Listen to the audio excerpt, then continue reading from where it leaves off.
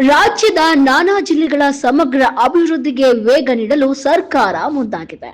ಹೌದು, ಬೆಂಗಳೂರಿನ ಗೃಹ ಕಚೇರಿ ಕೃಷ್ಣಾದಲ್ಲಿ ಮುಖ್ಯಮಂತ್ರಿ ಡಿಕೆ ಶಿವಕುಮಾರ್ ಅವರು ಮಂಗಳವಾರ ಮಹತ್ವದ ಸಮಾಲೋಚನಾ ಸಭೆ ನಡೆಸಿದ್ದಾರೆ.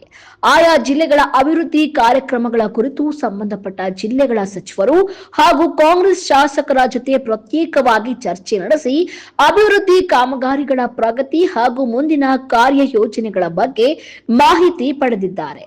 ಸಭೆಯಲ್ಲಿ ಕೆಪಿಸಿಸಿ ಅಧ್ಯಕ್ಷ ಹಾಗೂ MLC BK Hariprasad, DCM doctor G Parameshwar, ಸಚಿವರಾದ ಎಚ್ಕೆ ಪಾಟೀಲ್, ಈಶ್ವರ್ ಖಂಡ್ರೆ, ಪ್ರಿಯಾಂಕ್ ಖರ್ಗೆ, ಶಿವರಾಜ್ ತಂಗಡಗಿ ಸೇರಿದಂತೆ ಹಲವು ನಾಯಕರು ಭಾಗಿಯಾಗಿದ್ದರು.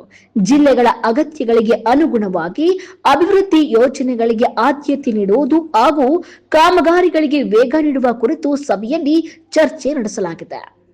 ಇನ್ನಷ್ಟು ಹೆಚ್ಚಿನ ಅಪ್ಡೇಟ್ಸ್ಗಾಗಿ ನೋಡ್ತಾ ಇರಿ ಪಿಟಿವಿ ನ್ಯೂಸ್ ಕನ್ನಡ.